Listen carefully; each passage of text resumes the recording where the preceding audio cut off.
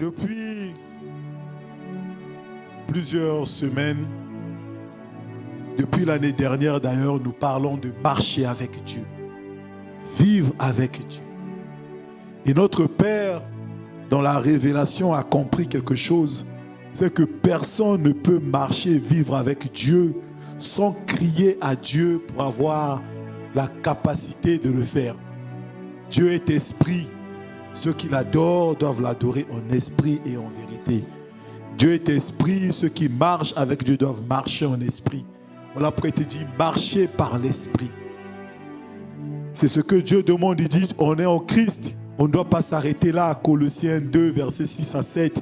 Un passage que nous devons connaître maintenant tellement qu'on le lit depuis l'année dernière. Il dit comme donc vous avez reçu le Christ, le Seigneur. Qui a reçu le Christ ici en ce lieu? Toi qui n'as pas encore reçu, ce n'est pas grave. Tout à l'heure, par sa grâce, tu vas le recevoir. La suite dit, marchez en lui, enraciné et fondé en lui. Il dit, vivez en Christ, enraciné et fondé en Christ lui-même, affermis dans la foi, selon que vous avez été enseigné, abondez en elle, elle mis pour la foi, avec des actions de grâce. Et de là, notre Père a compris que quand on parle de marcher avec Dieu, c'est important de crier à Dieu pour marcher avec lui. Mais il faut le faire avec la foi. Le chrétien, le croyant, le juste, la foi doit abonder dans le juste. Pasteur Tony te l'a dit dimanche dernier, le juste vivra par ça, pas par la foi du pasteur, pas par la foi du voisin. Dans l'affaire de juste là, il n'y a même pas d'affaire au nom parce que moi je suis enfant, bon, je suis juste, mais je suis l'enfant, ma mère est dans l'église, je veux vivre par la foi de ma mère. Non, le juste vivra par sa foi, pas par la foi de son père, pas par la foi de sa mère. Ma femme est dans la salle, mais je le dis quand même, pas par la foi de son mari. Chacun pour soi. Quand moi la foi c'est chacun. Un homme de Dieu disait, mon frère, si tu veux pas, il disait à une sœur, tu veux pas avoir la foi, tu vas être heureuse et frustrée. Parce que son mari était un homme de foi. Tu seras heureuse parce que, comme ton mari est un homme de foi, il va progresser, tu vas jouir. S'il devient directeur, il a la voiture, toi aussi tu conduis la voiture. Amen. Mais tu seras frustré. Parce que toi-même, tes propres desseins ne vont pas avancer. Tu vas vivre avec l'autre, ce que Dieu lui dit arrive. Mais toi, ce qu'on te dit, goubou, yolé là, ça passe par-dessus la tête. Tu es lobé continuellement. Vous voyez, le juste vivra par sa foi. Et lorsqu'on parle de la foi, on a dit crier à Dieu. C'est ce que David nous enseigne dans le psaume 61, verset 1. La Bible dit, le psaume de David dit, ô Dieu, écoute mes cris. Sois attentif à ma prière. Et notre Père a conclu, il a dit, il appelle ça la crière. Du bout de la terre, je crie à toi, le cœur abattu. Conduis-moi sous le rocher que je ne puis atteindre. Car tu es pour moi un refuge, ma tour forte, en face de mes ennemis. Tout homme a des rochers qu'il ne peut pas atteindre. Tout homme a des rochers qui le dépassent. Mais on n'a pas tous les mêmes rochers qui nous dépassent. Il y en a dans ta famille, personne n'a jamais gagné 500 000. Vous, si on commence à travailler 150 000, 200 000, 300, 480, si un essaye de dépasser 500 000, ça reprend. Je me rappelle à un temps de ma vie, je remarquais que mon argent ne dépassait jamais 200 000. Donc, si en mars, par je ne sais quel miracle, j'ai eu 250 000 ou 300 000, tu vas seulement entendre qu'en avril, on va dire non, monsieur Nyekoumou, les salaires, c'est moi si c'est compliqué, hein, on vous fait une avance de 150 000. Donc, les 250 000 que j'ai eu de trop, en mars, là, tombent en avril. On appelle ça l'autorégulation des marchés. Le marché s'autorégule tout seul. Parce que quelque part, on a dit, lui, il doit s'arrêter là. Ça veut dire que pour toi, atteindre 500 000 de salaire, c'est un rocher que tu veux atteindre, mais que tu n'arrives pas à atteindre. Disons chef de bureau, Tu veux monter chef de service, mais le rocher est haut pour toi. D'autres, c'est le mariage. Il y a des dimensions dans la vie. David dit, quand tu arrives dans ces moments, tu dois crier à Dieu pour que Dieu te fasse monter au rocher que tu ne peux pas atteindre. Tel qu'on est assis, chacun de nous sait qu'il y a un domaine qui n'arrive pas. Il y en a, ça fait 20 ans. TLS te connaît très bien. Une fois j'étais à TLS, j'ai vu une jeune fille. Elle est rentrée, demandé que ça. Elle dit, ah, toi tu poses encore des questions. Tu as habitué, non? Va faire tes choses là-bas. Hein? Ils disent encore, j'espère qu'elle n'aura pas encore refusé cette fois-ci. C'est peut-être la 6e ou la 7e fois. Un rocher qu'elle n'arrive pas à atteindre. Paris. Et regarde Paris, la regarde. Elle veut, mais Paris ne veut pas. C'est un rocher que tu n'arrives pas à atteindre. Il dit, quand tu arrives dans ce cas, tu dois prier. Et tu dis, mais je prie pour ton AP, je prie. Mais il y a un problème, je ne comprends pas. Je n'atteins toujours pas le rocher. Ésaïe 51, verset 1. Le conseil de Dieu pour nous ce matin. Ésaïe 51, verset 1. On va s'efforcer au deuxième culte à lire plus les passages parce qu'au premier, avec le temps, on a sauté. Au deuxième, on peut un peu déborder, ça va nous aider. Il dit, écoutez-moi, vous qui poursuivez la justice, qui cherchez l'Éternel, portez les regards sur le rocher d'où vous avez été taillé, sous le creux de la fosse d'où vous avez été tiré. Là, il parle du Christ. Le rocher, c'est le Christ. Il dit, vous qui cherchez Dieu, qui cherche Dieu ici? En tout cas, moi, je cherche Dieu.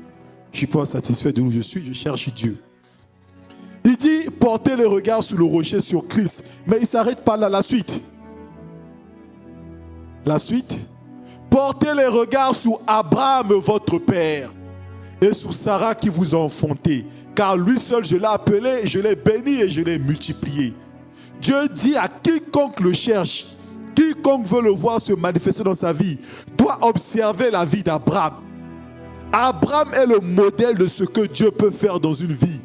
Il dit, je l'ai appelé seul, je l'ai béni, je l'ai multiplié. Qui veut être multiplié? Qui veut être béni? Il dit, porte les regards sur Abraham. C'est qui Abraham? Abraham, c'est le père de la foi. Alors, il faut qu'on comprenne tous, d'abord, c'est quoi la foi? Hébreux 11, verset 1 définit la foi. La ferme assurance des choses que j'espère et la démonstration de celles que je ne vois pas. Ferme assurance, on l'a dit terre à terre au premier culte. C'est quoi la foi? Tu es là, tu espères être enceinte. Il dit la ferme assurance que tu espères. Tu n'as pas encore reçu, le baby test n'a pas encore montré les 2 traits. Mais tu crois fermement que tu es enceinte. Tu n'as pas encore commencé à avoir les vomissements, les nausées, je ne sais pas quoi, quel autre symptôme. Mais tu crois fermement que tu es enceinte. Donc tu es assis, tu ne sens aucun symptôme, mais tu crois fermement. Maintenant la suite, il dit la démonstration de celle qu'on ne voit pas. Comment tu demandes, tu te lèves, tu commences à préparer une layette. Mais là quand même, on refait le conseil du premier culte. Demande quand même à Dieu, femme ou garçon, de peur que tu n'achètes les habits de fille. Abimi Mobali. Les habits de bébé coûtent cher. Non, si tu es sage comme nous, pas que tu doutes, tu crois, mais comme tu ne sais pas encore, tu achètes les couvertures, hein, les choses passent partout. Là, c'est la stratégie. Donc, c'est ça la foi. C'est ça la foi. Et quand on parle de la foi, moi, ceux qui sont avec moi en formation savent qu'il y a un passage que j'aime beaucoup. 1 Pierre 1, verset 7. Dans ce passage, il dit, afin que l'épreuve de votre foi, plus précieuse que l'or périssable, qui cependant est éprouvé par le feu, ait pour résultat la louange, la gloire et l'honneur lorsque Jésus apparaîtra. J'aime beaucoup ce passage. Ce passage dit que la foi, premièrement la foi, est ce qui emmène la louange dans la vie de quelqu'un.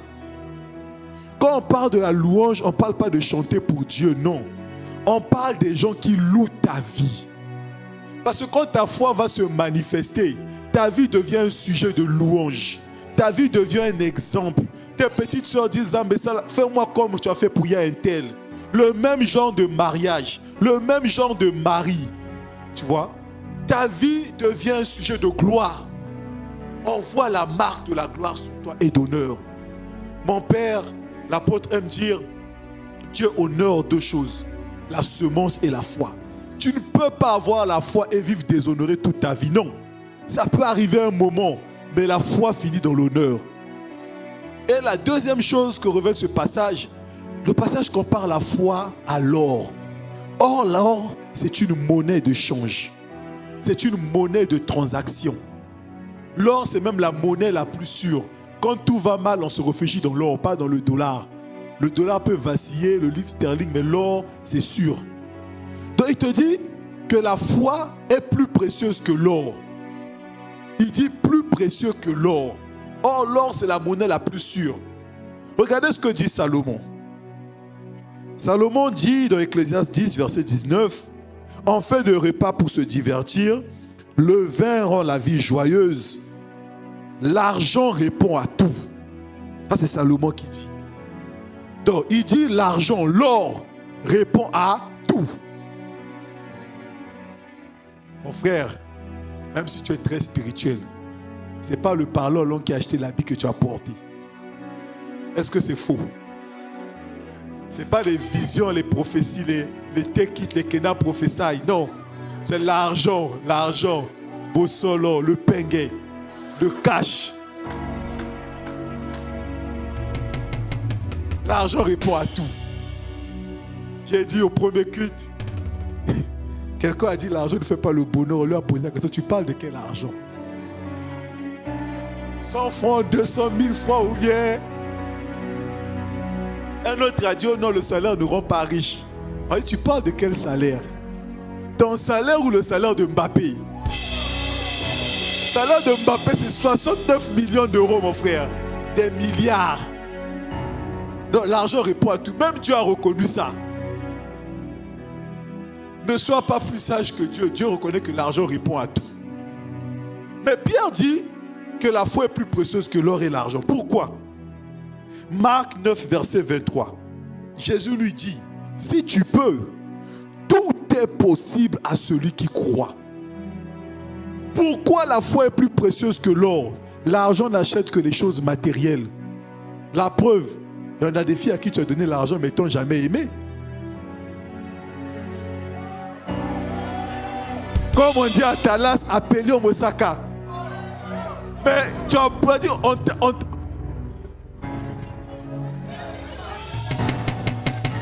Bachinio. À la fin, même bisous à pas mosité.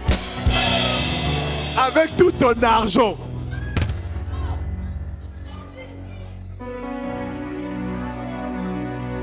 Avec ton argent.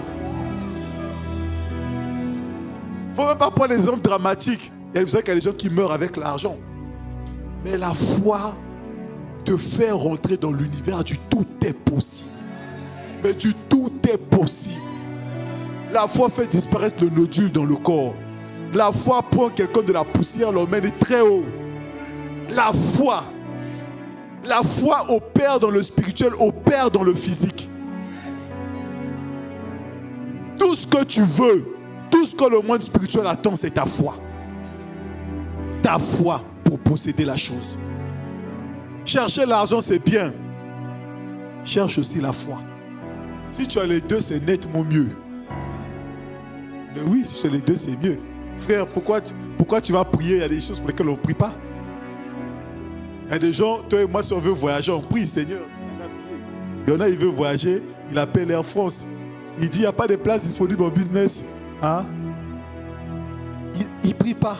Donc si tu as les deux, c'est mieux. Mais l'argent a des limites. La foi. Chaque fois qu'on parle de la foi, comme on parle de la foi ce matin, tout devient possible. Tout devient possible. Rien n'est impossible à celui qui croit. Rien n'est impossible à celui qui croit. Ce n'est pas seulement une histoire d'église, mon frère. Là, on vit par la foi. Comme disait l'apôtre Ivan, quand tu achètes Coca-Cola, la boîte est fermée. Qui te dit qu'il y a le Coca dedans? Surtout la boîte rouge là. Qui te dit qu'il y a le Coca dedans? Mais tu crois par la foi, tu donnes d'abord l'argent, tu ne vérifies pas. C'est quand tu quittes l'oracle que tu ouvres, tu découvres. Il y en a qui ont découvert l'eau, mon frère. Il a ouvert la boîte, l'eau. Ah, mais 700. On vit par la foi. Quand tu vois le jeune Lionel Messi à 5 ans dire je serai le meilleur joueur au monde, tu penses qu'il parle de quoi? Le petit, on lui dit petit, tu as vu Maradona, tu as vu Pelé, Beckenbauer, Jürgen Klopp, tout ça là, toi. Mais c'est la foi. Quand le talent rencontre la foi, tu deviens le meilleur. Regardez ce que fait la foi. Quand je parle de la foi, j'aime prendre cet exemple. Il n'est pas chrétien, mais c'est le bon exemple pour moi. Messi est le meilleur joueur au monde. Je suis Madeleine, mais je le reconnais. Il est largement au-dessus. C'est un génie du foot. Mais Cristiano disait tous les jours, je suis le meilleur joueur au monde. On a vu des saisons où Cristiano a piétiné Messi à plate couture. Avec tout son talent. Parce qu'il croit. Ce qu'il a cru est arrivé. Il a gagné 5 ballons d'or devant lui. Quoique Messi est plus, mais il a vaincu. La foi rend tout possible. Tu dois te battre pour avoir la foi. Et la foi a une chose précieuse, c'est que l'argent, si je veux un jet privé par exemple, il me faut des millions d'euros. Je veux même une voiture des millions de francs CFA. Mais dans le monde de la foi, ce n'est pas la même chose. Est-ce qu'on peut me mettre mon image? Steph, mon image. Regardez. Jésus dit, si vous aviez la foi comme un grain de sénévé, le grain de sénévé, c'est ce petit point que vous voyez là. C'est comme un grain de sable. Il dit, si vous avez la foi comme un grain de sénévé, vous direz à cette montagne, lève-toi de là et jette-toi dans la mer. Et la montagne va se jeter dans la mer. La foi, même à petite dose, fait de grands exploits. Dieu l'a fait dans sa bonté. Dieu n'est pas comme ton wara qui te demande beaucoup d'argent pour avoir la chose. Non. Dieu dans sa bonté dit, emmène seulement un peu de foi. Un peu de foi. C'est pour ça que la foi est plus précieuse que l'or et l'argent. Un tout petit peu. Là, ton voisin se dit. Donc, la montagne, c'est l'image de ce qui semble inamovible. Ce qui semble insurmontable. C'est ça que l'image que Jésus dit. Il te dit tout ce que tu sembles ne pas pouvoir bouger, ne pas surmonter, la foi le fait.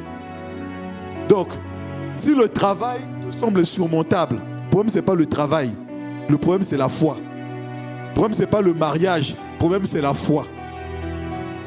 Donc, pas toi, pas ton voisin, l'église à côté. Le gars se dit, ah, donc moi, ma foi ne dépasse même pas le petit truc là, quoi. Il se pose la question. Mais pas toi, toi tu es bien. Et la bonne nouvelle, c'est que la foi à cette dose, regarde ce qu'elle fait. Garde l'image dans ta tête. La foi à cette dose, voilà ce qu'elle fait. À petite dose, très petite dose. La dose que quand Romains 12:3 dit que Dieu nous a donné Dieu nous a donné une portion de foi. Or, la Bible dit que le grain de sénévé, c'est la plus petite des graines. Voilà ce qu'elle fait.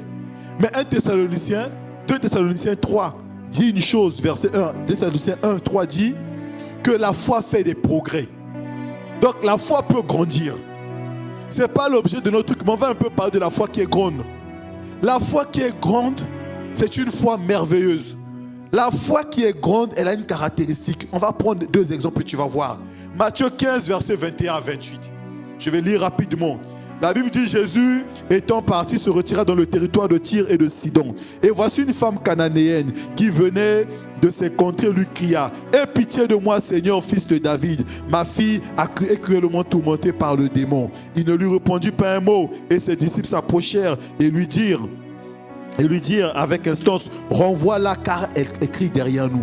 Il répondit, je n'ai été envoyé qu'au brebis perdu de la maison d'Israël. Mais elle vint se prosterner devant lui disant, Seigneur, secours-moi. Il répondit, il n'est pas bon de prendre le pain des enfants et de le jeter aux chiens. Oui, Seigneur, dit-elle, mais les petits enfants mangent les miettes qui tombent de la table de leur maître. Alors Jésus lui dit, ta foi est grande, qu'il te soit fait comme cela. Et alors même sa fille fut guérie. Quand tu sais, tu dis, mais c'est quoi la foi donc grande dont Jésus parle? Premièrement, La foi grande, c'est la foi qui opère dans la révélation. Quand Jésus parle, la femme, elle comprend ce que Jésus dit. Jésus dit, on ne prend pas le pain, on ne donne pas le pain des enfants aux chiens. Mais il est écrit dans Jean 6. Il est écrit dans Jean 6, les versets 33 à 35. Jésus dit, je suis le pain de vie. Donc quiconque mangera n'aura plus jamais faim. La femme comprend que Jésus parle de lui. Donc elle dit le pain de vie. Donc quiconque mangera n'aura plus jamais faim. Maintenant regardez là, elle va choquer Jésus. Il est écrit dans Lévitique 23 verset 22. Dieu a dit au peuple d'Israël, quand vous allez au jour de la moisson, même Lévitique 23 verset 22. Lévitique 23 verset 22. La Bible dit, quand vous ferez la moisson dans votre pays, Jésus dit à la femme, toi tu es étrangère, tu es cananéenne, je suis venu pour Israël. Il dit, tu laisseras un coin de ton champ sans le moissonner. Et tu ne ramasseras pas ce qui reste à glaner. Tu abandonneras cela aux pauvres et à l'étranger. La femme dit à Jésus, je ne suis pas éligible à la grâce, c'est vrai pour le pain. Mais ce qui reste du pain, c'est les miettes. Quand on mange le pain, les miettes tombent. Il est écrit dans Lévitique que ce qu'il reste, c'est pour les étrangers. Donc donne-moi les miettes. Et on parle de quelles miettes? Les miettes du pain de vie. Elle comprend que si j'ai seulement les miettes du pain de vie, ma fille sera guérie. Je te dis, wow! Quelle foi! La grande foi marche dans la révélation. La grande foi marche dans la révélation. C'est la même chose que le centenier romain fait. Il voit Jésus, il dit, Jésus, j'ai mon serviteur qui est malade. Mais il dit, ne te déplace pas. Moi, je suis un officier. Quand je donne un ordre, mes gardes partent. Quand je vois l'autorité que tu as, je crois que dans le monde spirituel, il y a des gens qui se mettent en mouvement quand tu parles. Dis un mot et mon serviteur sera guéri. Jésus est resté sur place, il a parlé. Les anges sont allés guérir son serviteur. Ils avaient la révélation. Jésus a dit, je n'ai pas vu une foi plus grande, aussi grande que ça dans tout Israël. La grande foi s'appuie sur la révélation. Et c'est la foi qui donne ce qui n'était même pas prédestiné. Les deux sont des païens. Jésus n'est pas venu pour les païens. Ils ne sont pas prédestinés à ce que Jésus est venu faire. Mais parce que leur foi est grande, ils ont arraché la bénédiction. La grande foi te fait rentrer dans les choses avant leur temps. Parce qu'en réalité, les deux personnes que vous voyez, eux, ils devaient attendre que Paul vienne. C'est Paul qui est venu pour les païens. Jésus n'est pas venu pour eux. Normalement, la femme, là, son enfant devait rester malade jusqu'à ce que Paul vienne la guérir. Mais parce que sa mère avait une révélation, sa mère a saisi la bénédiction. La grande foi. La grande foi. Et quand on parle de grande foi, le modèle, c'est Abraham. Voilà pourquoi il dit portez les regards sur Abraham. Abraham. Je dis toujours aux gens, on peut dire tous les débats qu'on veut. Moi, je crois que l'être le plus spirituel de la Bible, après Jésus, c'est Abraham.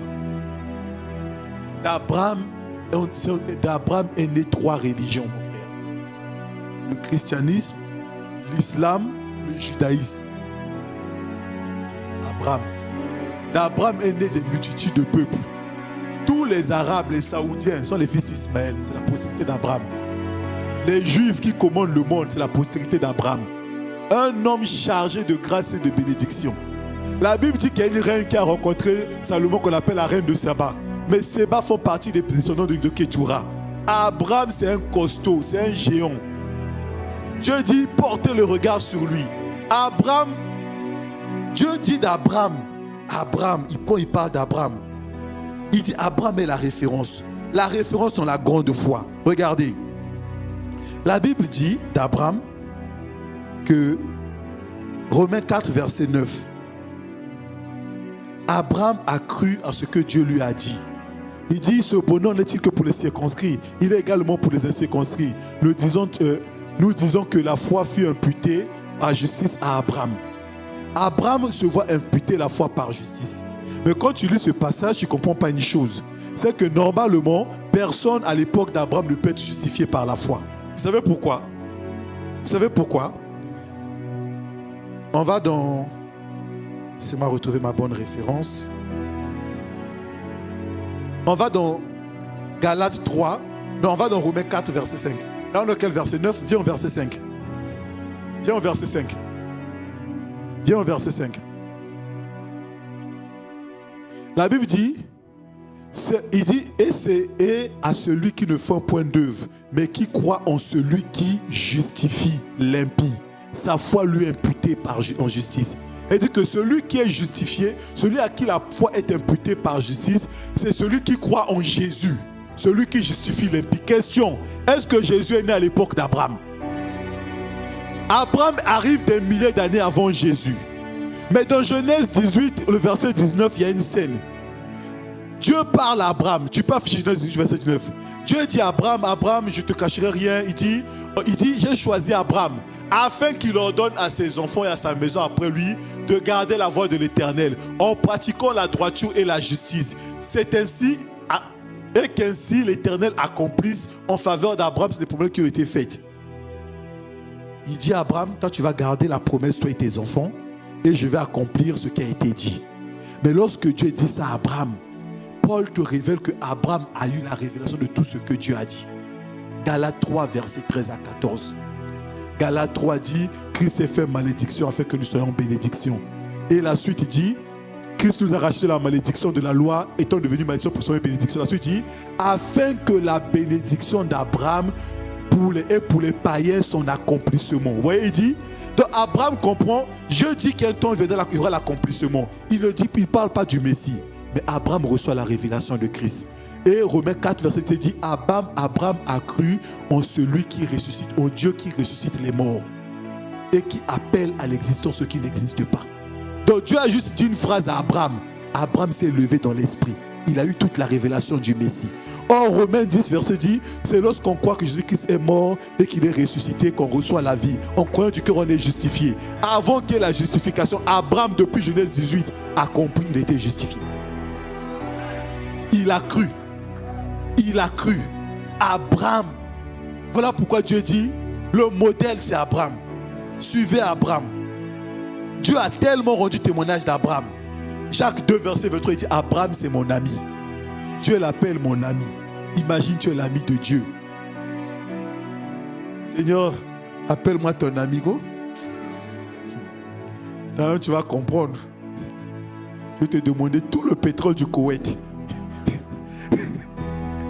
Dès que tu me dis, Adam, tu es mon ami, dis Seigneur, le pétrole du Koweït.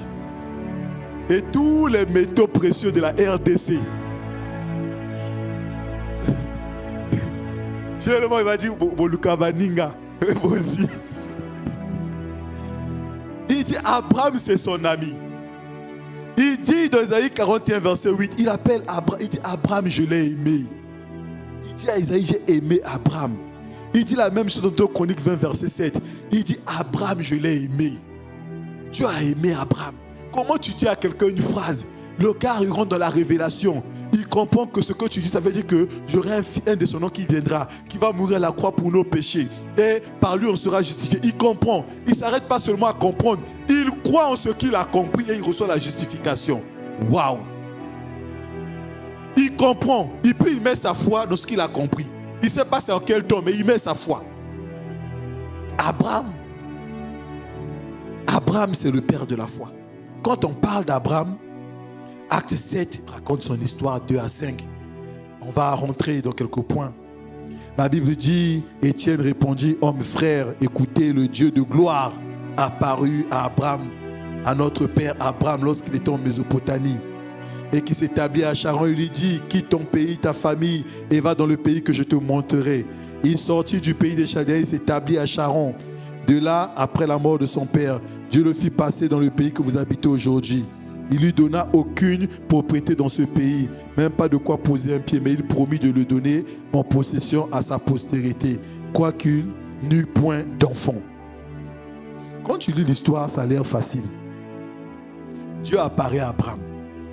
Josué nous donne un premier point, Josué 24, versets 2 à 3.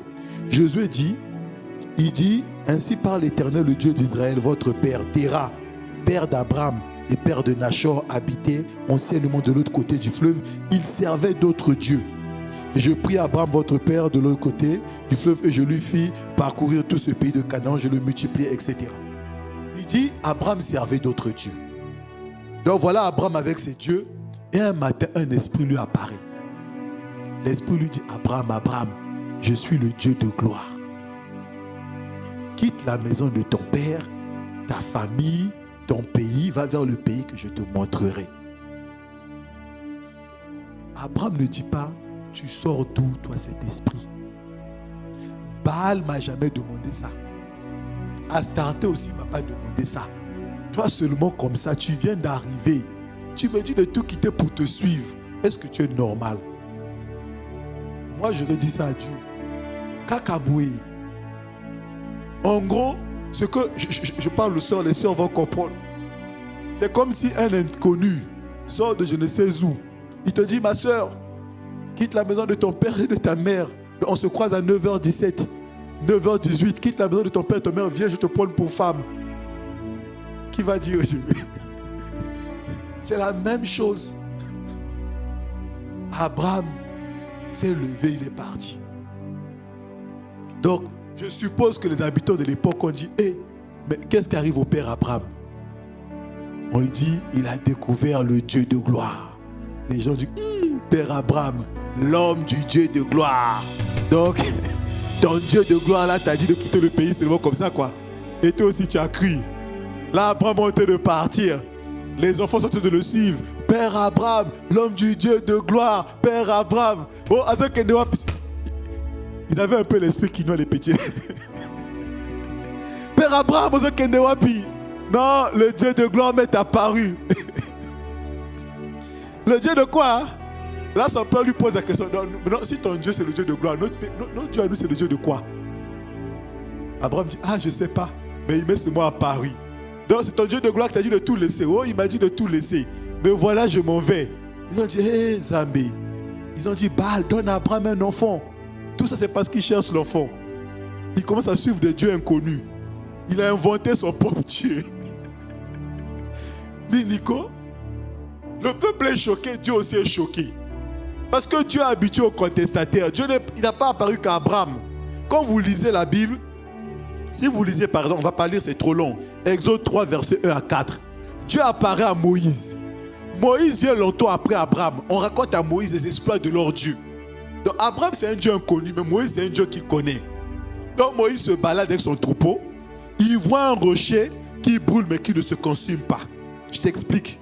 C'est comme si tu rentres dans la salle, tu vois le feu sur la baffe, mais la baffe ne se consume pas, ça reste intact. Moi direct TikTok, je me mets dessus selfie, milliards de vues. Ceux qui vont dire c'est l'IA, c'est leur problème. On touche là-bas les milliards de vues. Et il entend une voix qui sort du feu. Il dit Moïse, c'est le Dieu de ton père. Quel père? Abraham, Isaac, Jacob. Il dit mais non, lève-toi, va affronter Pharaon. Moïse a dit jamais. Il était bête Moïse. Tu connais Pharaon?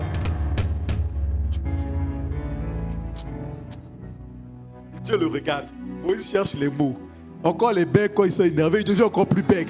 Là, Moïse est très énervé maintenant. Il dit, moi, j'ai fouillé l'Égypte. Pharaon voulait me tuer. Tu me dis, s'il est un politique, il dit, tu es malade.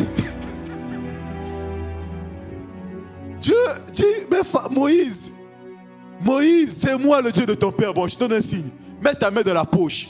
Sors la main. Il y a maintenant la lèpre. Moïse dit, remets la main. Ça redevient normal. Moïse va. Moïse a dit, jamais. Tu connais Pharaon. Bon, Moïse jette le bâton. Il jette le bâton. Saisis le bâton. Ça devient un serpent. Ramasse. Ça redevient le bâton. Moïse va. Tu connais Pharaon.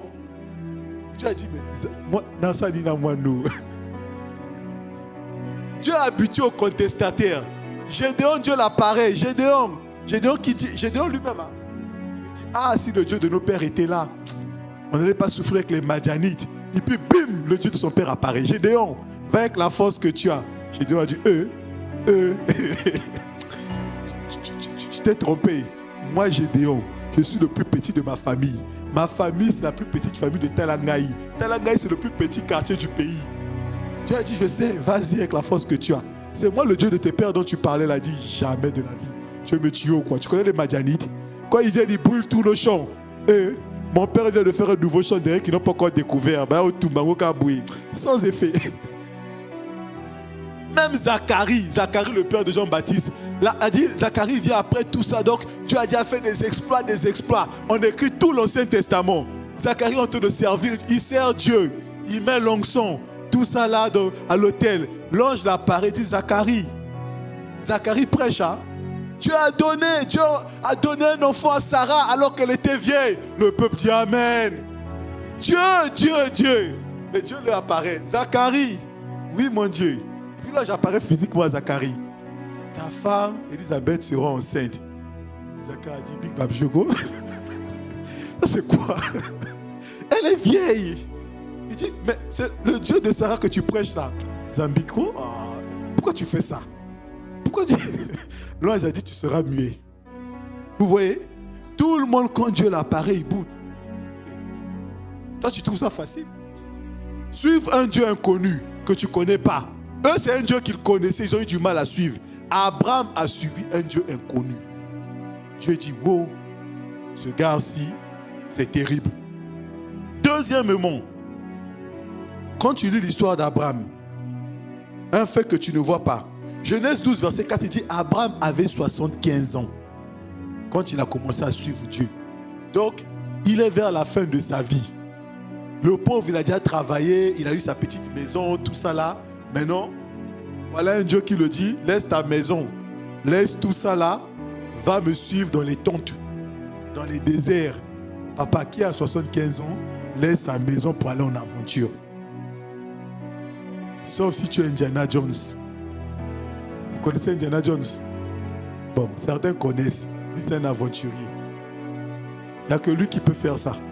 75 ans. Le gars, il laisse, il suit. Il ne murmure pas. Il ne dit même pas Dieu, Dieu. Moi, j'aurais dit à Dieu, toi, le nouveau Dieu qui est apparu là. Tu t'appelles déjà comment? Dieu de gloire, voilà. Toi, le Dieu de gloire, je pense que tu es mauvais. Parce qu'un Dieu normal ne peut pas dire à un vieux comme moi, 75 ans, que je commence à me balader pour te suivre. Ça, ce n'est pas le début de la sorcellerie, vraiment. Il y a 75 ans, papa, 75 ans. Il m'a dit, t'es un musulman de la ville. Abraham, il s'est levé, il est parti. Comme ça. Troisième fait, Abraham part, Dieu le dit, je vais te donner un territoire. Et ta postérité va posséder le territoire. Donc ta postérité va remplir le territoire. Mais il y a un fait. La femme d'Abraham est stérile. C'est écrit dans Genèse 1, 11, verset 29 à 30. Il dit, Abraham et Nachor prirent des femmes. Le nom de la femme d'Abraham était Saraï. Et le nom de la femme de Nachor était Milka. Ah, on a Sarah et Milka ici aussi, c'est bizarre. Fille d'Aaron, père de Milka, père de Jiska. Sarah était stérile et n'avait point d'enfant. Donc, toi, le Dieu de gloire, tu apparais aux gens comme ça, tu me dis 75 ans, que je laisse tout pour te suivre, pour aller soi-disant peupler un territoire avec une femme stérile. Abraham, il croit. Là, Nachor dit, ah mon frère Abraham, quand vous dites de bien choisir les femmes, tout ça c'est parce que tu es parti choisir Saraï, Sarah, ce qui nini. Les noms, on dirait le désert de Sarara. Voilà, tu n'as pas d'enfant. Tu commences à aller suivre des dieux inconnus n'importe comment. Abraham dit, je m'en vais avec mon Dieu, le Dieu de gloire. On va peupler le territoire. Là, les hommes disent, heureusement que son père Nachor n'est plus là pour voir son enfant péter les plombs. C'est le vieux a pété un câble. C'est la vieillesse. D'autres disent c'est la vieillesse, d'autres disent non, c'est la folie. Abraham est parti. Troisième chose, c'est que Abraham va vers un territoire. Dans Genèse 13, on l'explique. Le territoire, quatrième chose, il n'est pas glorieux, il n'est pas beau. Il n'est pas beau. Comment on sait? Lorsque Abraham et Lot ont des problèmes de Genèse 13, Abraham dit à Lot, choisis. Si tu vas à gauche, moi j'irai à droite. Lot regarde le territoire. Il regarde la plaine du côté de Sodome et Gomorrhe. On dit Sodome et Gomorrhe, c'était joli, c'était comme un Éden de l'Éternel. Donc, il y avait la verdure, c'était beau. Lot a dit, tonton, moi je prends la partie là. Vraiment, que Dieu ne vous donne pas des neveux comme Lot. Toi, tu es jeune.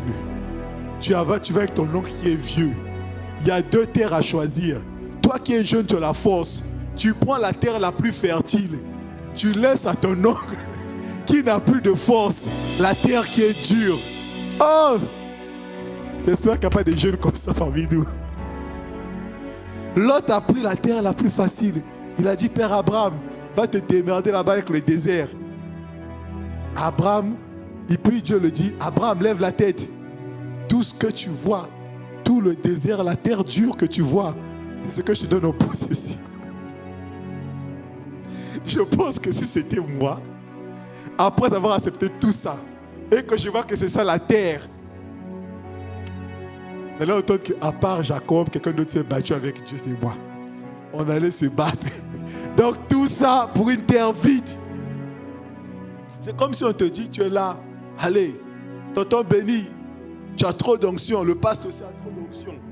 Donc maintenant choisissez, chacun sa salle là où il va prêcher. Et puis béni se lève, il voit l'auditorium avec l'acoustique, tout ça là. Et puis il voit la salle annexe à côté, qui est vide, là où il n'y a rien. Il n'y a même pas encore la peinture. Il dit, pasteur, moi je prends l'auditorium. Toi, je te laisse la salle annexe. Et Dieu vient dire à pasteur Tony, lève la tête, tout ce que tu vois.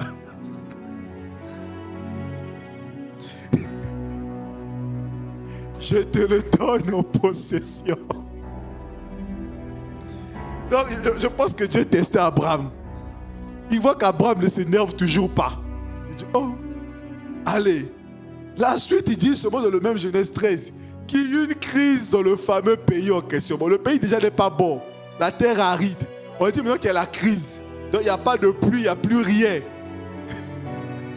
Abraham est descendu en Égypte. En Égypte, Dieu est venu le dire.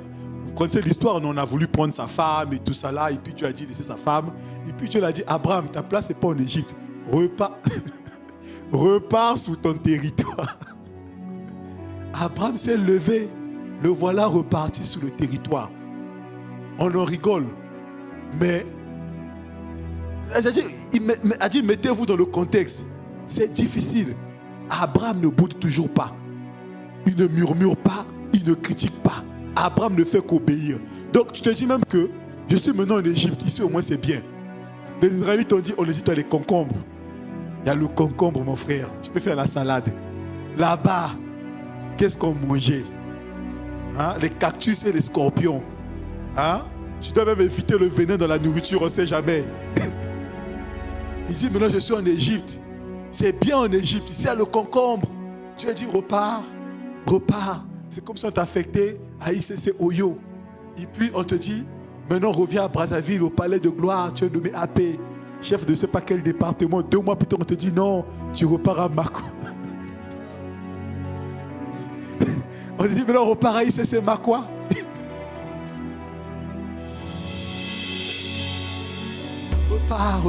Repars. C'est comme si tu avais un fiancé qui te traitait bien. Tu avais un mauvais fiancé. Et puis ça, vous êtes séparés. Tu as croisé quelqu'un sur ton chemin qui te traite bien. Un homme attentionné, doux, qui te respecte. Il t'a même acheté une petite RAV4. Et puis Dieu t'apparaît, il te dit, non ma soeur, là n'est pas ta place. Repars. Repars. Vous voyez, les gens disent jamais de la salle. C'est pour ça que Dieu a dit, Abraham c'est mon ami. Pas nous, il a dit Abraham. Abraham s'est levé, il est reparti. Dieu est choqué. Il dit, mais c'est pas possible. Il dit, le gars là. Et troisième chose, dernière chose, Ésaïe 51, verset 1 qu'on a lu. Si vous faites attention, la Bible dit, je l'ai appelé lui seul. Il dit, je l'ai appelé lui seul, je l'ai béni, je l'ai multiplié. Ézéchiel 33, 24 dit la même chose. Il dit, fils de l'homme, ceux qui habitent ces ruines dans les pays d'Israël disent, Abraham était seul, il a hérité du pays. Donc Dieu le dit, lève-toi, va aux États-Unis, ou bien va à Talangaï, Nikalou. Seul va posséder le territoire. Mon frère, les Canadiens t'attendent. Les Palestiniens, c'est des métaphores. Ceux qui ont compris, ont compris. Les Canadiens sont là. Les Palestiniens sont là. Les Saoudiens, tout le monde. Hein? Tout le monde t'attend. Tout le monde t'attend. Ils disent, tu as dit quoi? T'as vieux, t'as obéi. Dans ma lembe, zone sikouti. Non, les jeunes, le Dieu de gloire m'est apparu. Il m'a dit de posséder Talangaï. T'as la vieux, t'as obéi. C'est la poule à la mort, mais on dirait que Zambal Dingo, t'as un chico. Qu'est-ce que non vieux? Vieux à l'oukamso bakambo. Vieux à l'oukamso bakambo. T'as la vieux, t'as 4 ans. Le Dieu de gloire m'a dit, viens posséder Kangambandi. Ils disent, ta maman, c'est toi qui ne pense que viens à Béliboma. Moi, ma vie, c'est sauter. Oh, ma vie, c'est comme ma malédiction. Toi qui es le Dieu de gloire, les enfants, m'a dit, lève-toi, je veux posséder le territoire. Quel territoire? Notre territoire. Avec qui? Avec ma vieille femme. On va remplir ça. Et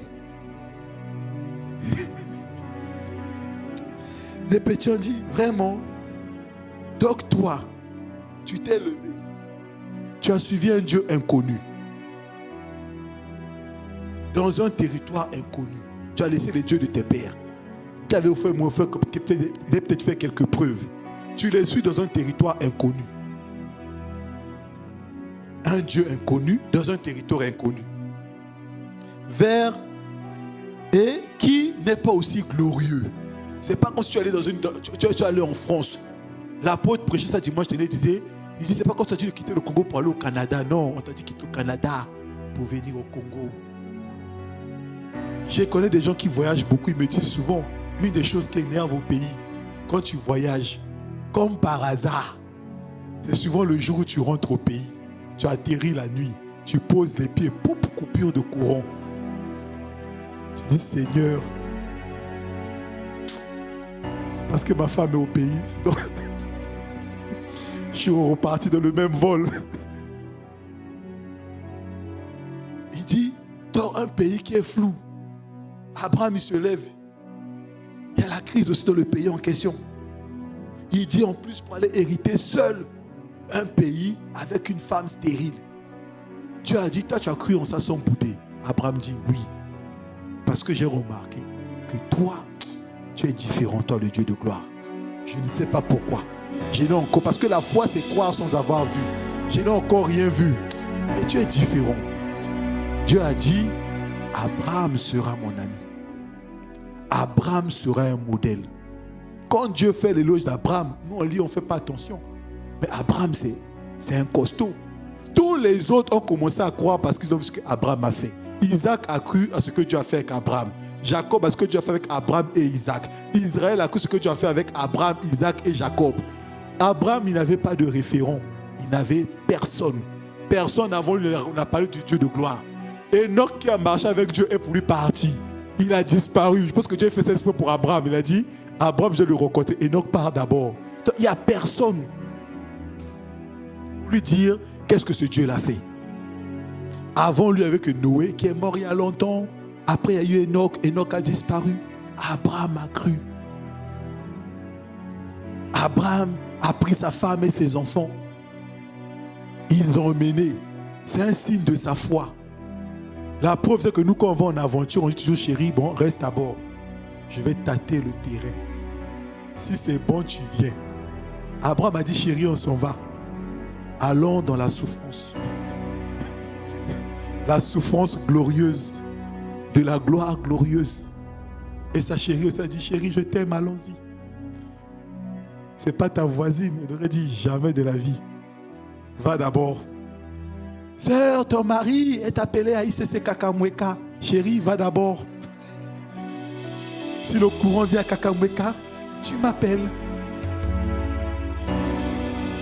Ils sont partis. Abraham a eu confiance en un Dieu inconnu. Même par éducation, son père l'a quand même dit ne fais pas confiance aux inconnus. Il aurait pu même dire par éducation, je ne crois pas. Mais Abraham est parti. Un territoire qu'il ne connaît pas. Il a entendu une parole. La parole bouillonne dans son cœur. Il dit, je suis la parole. Abraham, comment tu vas manger? Je ne sais pas. Mais je crois que le Dieu qui m'est apparu peut me donner à manger. Abraham, tu es vieux, tu es fatigué. Qui va te protéger là où tu pars? Je ne sais pas. Je crois que le Dieu qui m'a appelé va me protéger. Il va dans un territoire inconnu. Il est vieux. Donc on peut le braquer, on peut l'attaquer. Abraham continue.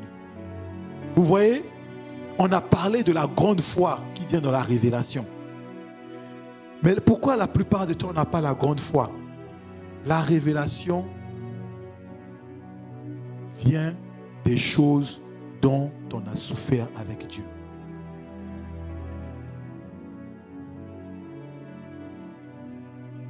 La révélation vient des choses dont tu as souffert avec Dieu. C'est la stérile qui a eu la grâce d'enfanter, qui peut attester que Dieu fait enfanter les stériles. Sa louange n'est pas comme la louange de la fille normale qui met au monde. Ils n'ont pas la même louange.